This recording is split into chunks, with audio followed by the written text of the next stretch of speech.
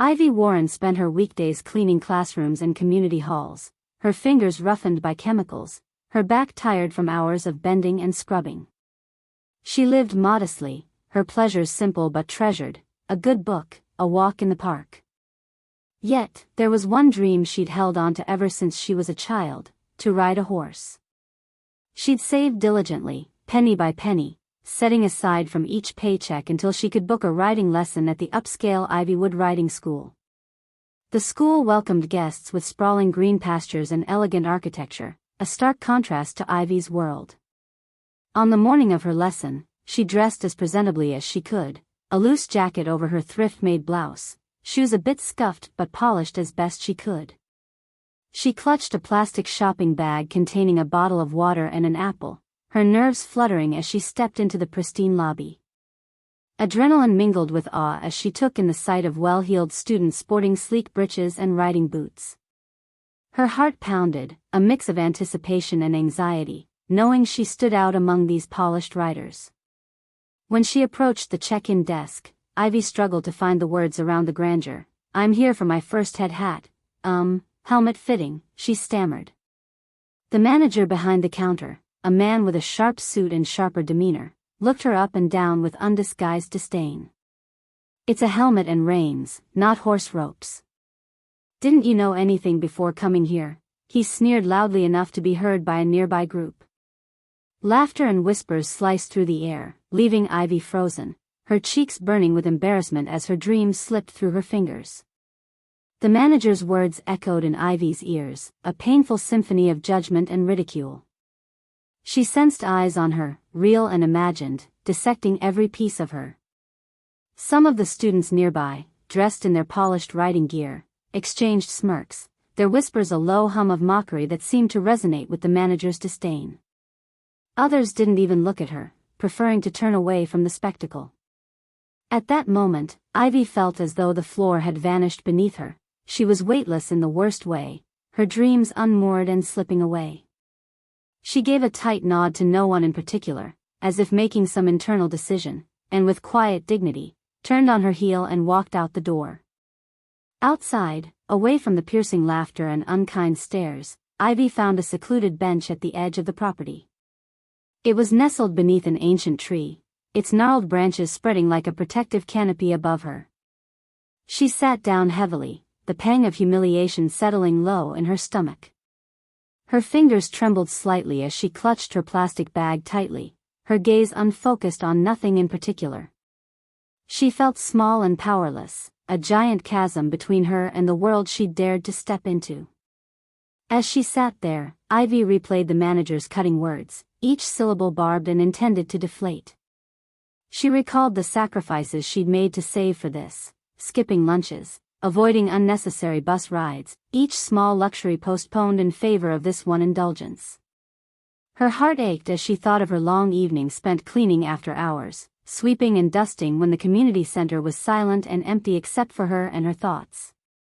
Every task, every night closing with aching shoulders and weary feet, had been endured with this goal in mind. That one moment, being on a horse, had kept her going, a light at the end of her tunnel of routine. Her thoughts wandered further back, to the reason she'd chosen this place. Her doctor had suggested exercise outdoors, a change from her cramped apartment and stale air she breathed in day after day. Ivy, who loved animals, had immediately known how she wanted to fulfill that prescription: horseback riding. The thought of the wind in her hair, the powerful movement of a horse beneath her, had filled her with quiet excitement. But it wasn't only about health. For Ivy, the horses had always represented freedom and a space beyond the daily grind. From her grandmother's stories of wild horses and endless fields that she'd heard as a girl, Ivy had woven a tapestry of freedom and adventure around the act of riding. It had become a symbol of the life she could step into, even just for a little while. But the manager's mockery had shredded that tapestry, leaving only frayed edges and the harsh sound of reality pulling it apart. Despite the day's harshness, she also remembered moments when she'd smile to herself, imagining the feeling of being on a horse, practicing in front of her tiny bathroom mirror how she'd hold imaginary reins. She even thought about the simple joy she'd find in watching equestrian events on the small screen in her living room, deciphering the silent language between horse and rider. Yet, here she was, alone on a bench, the ghost of her dream flickering at the edges of her mind where it had seemed so real just hours ago. Ivy inhaled deeply, shaky but resolute. A tear escaped from the corner of her eye, and she let it fall, unashamed. Her emotions were raw, exposed to the wind that whispered through the leaves above her, a gentle counterpoint to the harshness she'd endured. But as she wiped her eyes, a flame flickered back to life in her heart. The world seemed unfair, yes, and people could be cruel, but her heart still ached for that dream. She wasn't ready to let it go entirely. The injustice of it, the thought that someone like her didn't belong in that world just because she didn't have the knowledge yet, roused something deep inside her. She remembered a saying her grandmother had told her once: "When life strikes, you get to decide whether you stay down or get back up." The more Ivy considered this, the more she realized that humiliation, however painful, wasn't a persistent chainsaw revving at the roots of her resilience. She could choose how to respond. And at that moment, it wasn't merely about her dream to ride but about standing up tall even when others expected her to remain crouched in her place. It might take time, and it would take strength she'd need to muster anew, but the dream was still hers to chase.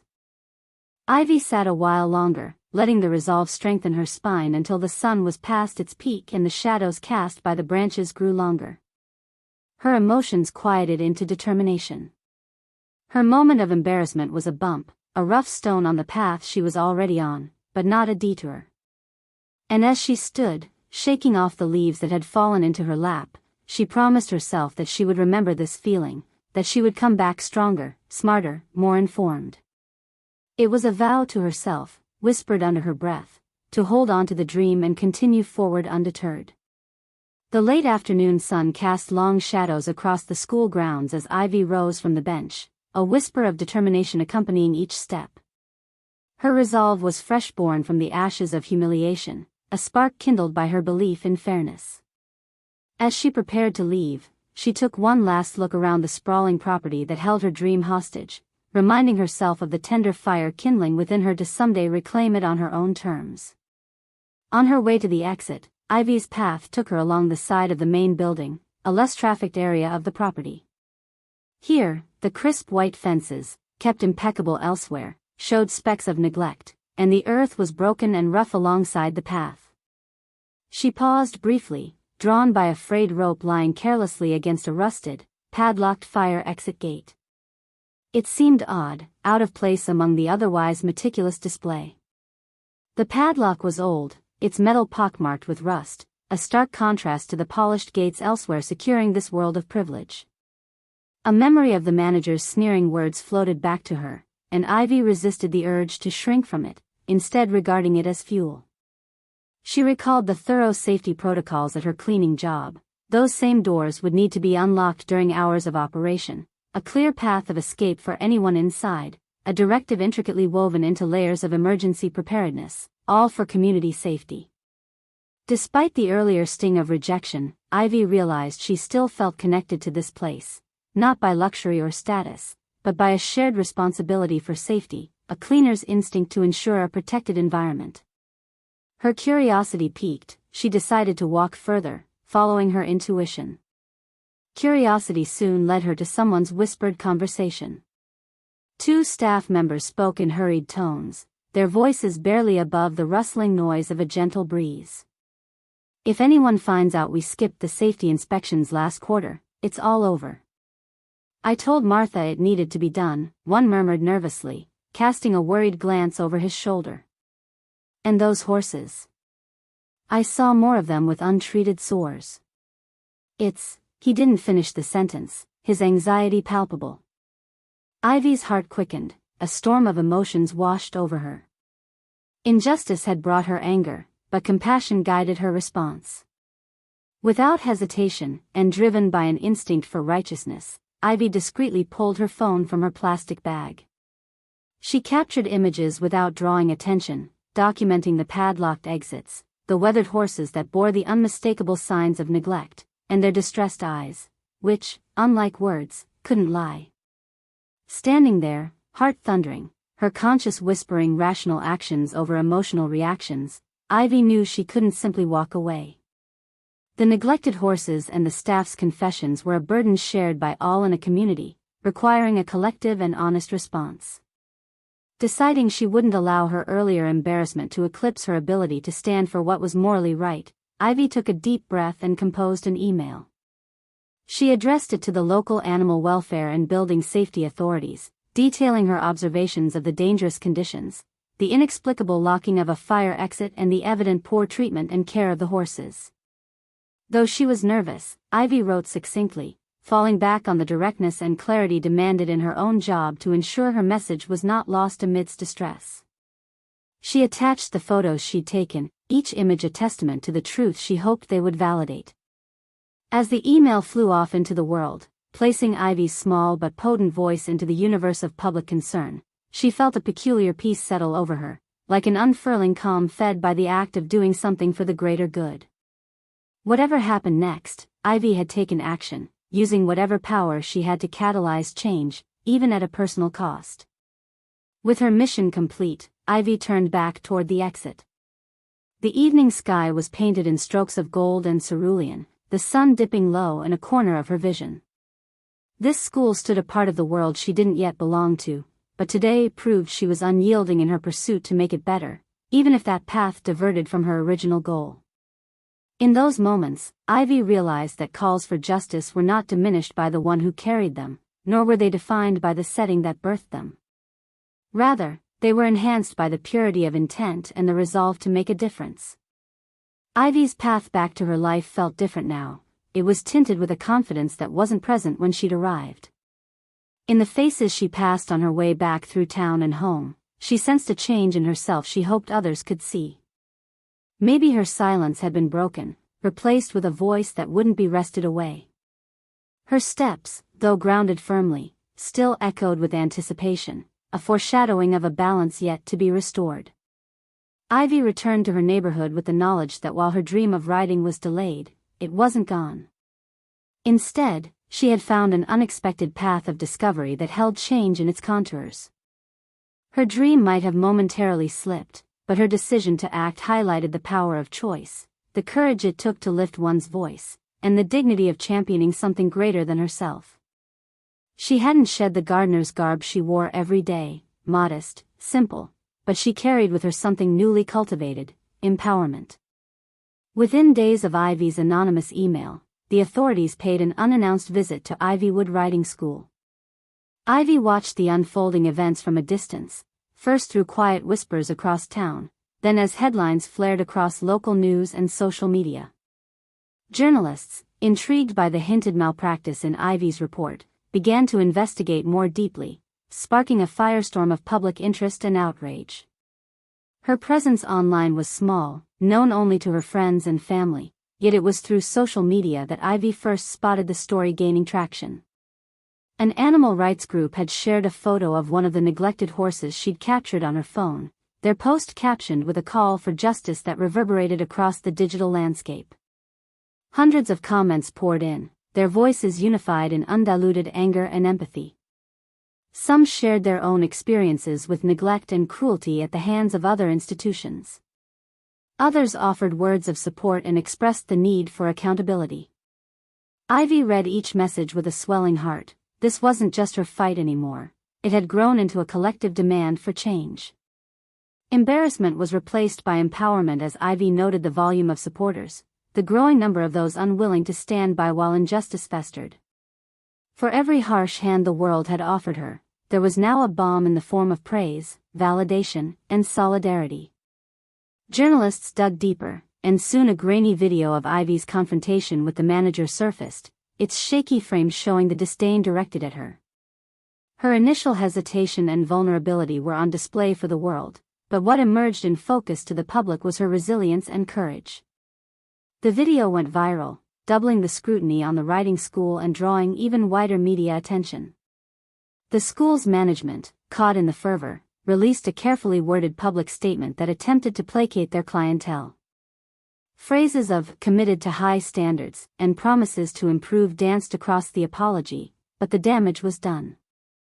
Their words fell on skeptical ears, the trust they had shattered now much harder to rebuild. Meanwhile, inspections conducted by the authorities confirmed Ivy's claims, the locked exits violating fire safety codes, evidence of extended neglect in taking care of the animals. Censure and hefty fines were swiftly applied as the riding school struggled to maintain its reputation amid the chaos. The school was temporarily shut down, allowing for further investigation and mandated improvements. Steps away from the public maelstrom, Ivy could not help but feel the tangible shift her actions had engineered. Her phone buzzed frequently, her inbox flooded with messages not only from strangers but individuals from her community, people who thanked her, celebrated her bravery, and offered their own pieces of shared experience. In her small apartment, it felt like the world had shifted on its axis. Ivy realized she had become a vessel for story sharing among those who might never have voiced their grievances but now saw the power in collective action. Her stand became a beacon for courage. The school's head manager, the same one whose derisive remarks had sparked this turn of events, was suspended indefinitely. His name became synonymous with the school's downfall, and he quickly fell from favor among his peers. His public apology was issued, but his credibility was as frayed as the neglected fences at the school. Despite the flood of communication and change, Ivy remained centered in her world, allowing herself a moment to reflect on the strange and wonderful trajectory her defiance had taken. Her initial embarrassment had transformed into a powerful wave that overturned complacency and challenged structures of privilege. Amidst this new hullabaloo, Ivy received messages from other, simple customers. They, too, had stories about being dismissed, marginalized, and treated unfairly, and in Ivy, they found resonance and representation. Her stand had illuminated a pattern that demanded correction, and she had empowered others to demand respect and equitable treatment, regardless of what facade they wore. In the days that followed, Ivy's story continued to echo beyond her immediate circle, each recounting pushing for changes in other similar institutions. There was a palpable sense of a movement growing, demanding accountability and human kindness across layers of society that had remained impassive for too long. On a rainy afternoon, as raindrops tapped against her window, Ivy received an invitation to speak at a local conference addressing safety and respect in public spaces. Considered an unlikely heroine by many, she was asked to share her story and offer hope and inspiration, her profile as a champion for change solidified. Through it all, Ivy remained her original self, humbled by the praise and recognition but understanding that her actions were but a thread in a larger tapestry of advocacy and reform. She found solace in the quiet impact her truth had borne, a testament to determination eclipsing adversity. As Ivy looked back on the whirlwind of events she had unwittingly set in motion, a seed of fulfillment grew inside her. She had taken a standalone act, a small voice against a wall of exclusion, and catalyzed a symphony of voices united in calling for justice and compassion. She had reclaimed her dignity not by clinging to injustice but by uniting others in the face of it. The changes initiated bore fruit that extended beyond the boundaries of Ivywood, as simple customers everywhere found their voices, inspired by Ivy's resolve to break the silence and create ripples of good in a world still needing guardians of fairness and champions of what is right. Weeks passed, and life gradually returned to its usual rhythm for Ivy, but she carried herself differently now.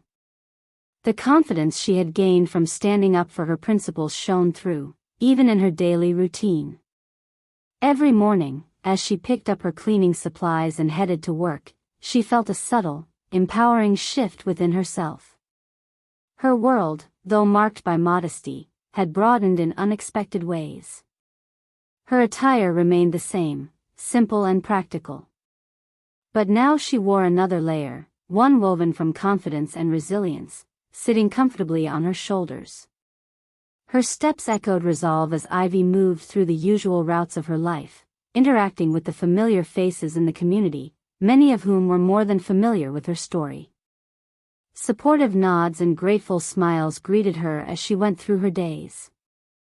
Kathy, the barista at the local cafe, slipped an extra cookie into Ivy's order, whispering, for the courage you showed," with a wink. Mr. Ramirez, the elderly man who often sat by the town's fountain, tipped his hat to her with newfound respect every time she passed. The writing school underwent a visible transformation during this period. On a rare day where she found herself nearby, Ivy paused to observe from a distance. From the street, she could see a notice about renovations pinned to the entrance. The sign was clear about the school's commitment to improved safety and animal care measures. New management had taken over, reshaping it with a keen focus on inclusivity and respect. Ivy noted the boarded-up areas for construction and repainting, a physical manifestation of the change she had sparked. As these changes unfolded, Ivy received a handwritten letter from the writing school. An official apology filled its few pages, its tone sincere and respectful. They invited her back, offering her a free session at her convenience, an olive branch and acknowledgement of wrongs past. Ivy considered the offer for a moment, feeling the weight of the symbolic gesture. Clarity washed over her as she decided how best to respond. After a moment's reflection, she penned a concise note in reply, graciously declining the offer. There was no bitterness in her decision. Ivy knew her strength wasn't in returning to the scene of her humiliation but rather in knowing she had effected meaningful change. She wished them well and encouraged their endeavors to maintain this new path they were forging but felt no need to revisit a place she had already transformed with her fortitude. Amid the flurry of tangible changes, Ivy received another letter, this one from the local Animal Welfare Board. It wasn't just a letter of gratitude. It included a formal acknowledgement of her pivotal role in inciting a movement that had brought awareness and action, resulting in better conditions for the animals. They wanted her to consider joining their advisory panel, an opportunity to shape future policies that might protect others from circumstances she had courageously exposed. Her heart swelled at the invitation, feeling the echoes of championing kindness and safety resonate within her. It was an acknowledgement that although she hadn't set out to lead a cause, she had naturally fallen into the role, and her contributions were invaluable. Ivy accepted with humility and excitement, driven by an urge to continue the momentous work she had set into motion. Her days as a cleaning lady continued, but they were enriched by her determination and the knowledge of her effect on the world around her. Ivy attended the occasional meeting, offering insight drawn from her experience on the advisory panel, her voice now a beacon of change. Her evenings, however, were often filled with quiet reflection, sipping herbal tea by her window. The scenery outside, a bustling street, the laughter of children, the rustling breeze ruffling the leaves, served as a reminder of her simple origins and the profound journey that began with a single step born from indignation. It was during one such evening that Ivy received another envelope slipped under her door from a local women's organization. They informed her that she had inspired many with her courage and silent dignity. Engrossed in reading, she learned that her name had been put forward for an award recognizing local heroes whose small acts of bravery contributed significantly to bringing about social change. As she sat enveloped in the quiet sense of accomplishment and rejuvenation, a small smile played on her lips. Ivy had embarked on this unforeseen journey searching for personal fulfillment, but the pathway had diverged beautifully, unpredictably. Her life and her world reflected a kaleidoscope of persistence, courage, and unexpected leadership.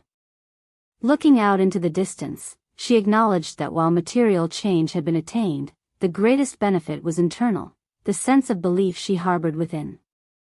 She'd found not only validation amidst the challenges but a newfound respect for herself. Ivy's story wasn't one of grandeur or glorified heroism but a simple truth about standing for what was right. Justice and dignity were hers not by seeking them, but by living them.